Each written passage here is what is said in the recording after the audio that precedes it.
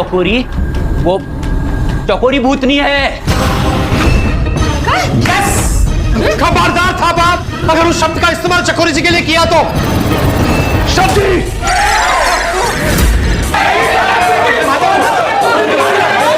सब्जी माँ खुगुरी का कसम खाता हूँ, चकोरी भूतनी है, भूतनी है, भूत। तारक मेहता का उल्टा चश्मा एपिसोड 4439 की पूरी कहानी, अपडेटेड स्क्रिप्ट। एपिसोड 4439 की शुरुआत होती है उस रहस्य से जो अब धीरे धीरे पूरे गोकुलधाम सोसाइटी पर छाने लगा है। अब सिर्फ भीड़े ही नहीं बल्कि मेहता साहब के बॉस के बंगले का केयरटेकर भी यही दावा करता है, चकोरी भूतनी है। इस बीच भीड़े को जबरदस्ती चकोरी से माफी मांगने के लिए ले जाया जा रहा होता है, लेकिन भीड़े डर के मारे कांपने लगता है और कहता है, पहले मैं आपको पूरी सच्चाई बता दूं। जैसे ही वो सच्चाई बताने वाला होता है, पोपटलाल, सोरी और मेहता साहब डर जाते हैं कि कहीं पार्टी वाली बात न निकल जाए। लेकिन वही होता है, भीड़े के मुंह से पार्टी वाली रात की बात निकल जाती है और अब सच्चाई सबके सामने आ जाती है कि इन लोगों ने रात में चोरी छिपे पार्टी की थी।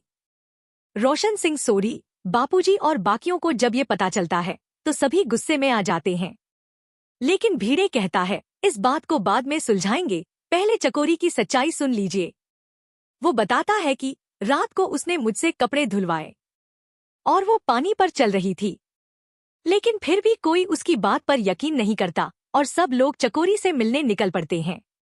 तभी बंगले का केयरटेकर आ जाता है। वो सबको रोकता है और चाकू की नोक पर अंदर ले जाकर चकोरी की सच्चाई बताता है, वो सच में भूतनी है।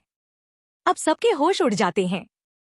पोपटलाल, जो अब तक चकोरी के प्यार में अंधा हो चुका था, पहली बार हक्का बक्का रह जाता है। पर क्या वो अब मान गया है? नहीं, पोपटलाल अभी भी चकोरी से मिलने की जिद करता है।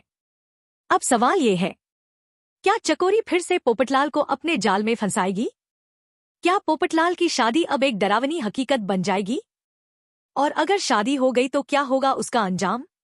देखते रहिए तारक मेहता का उल्टा चश्मा और कमेंट करके बताइए, क्या चकोरी एक आम लड़की है या वाकई में एक भूतनी? लाइक करें, कमेंट करें, शेयर करें।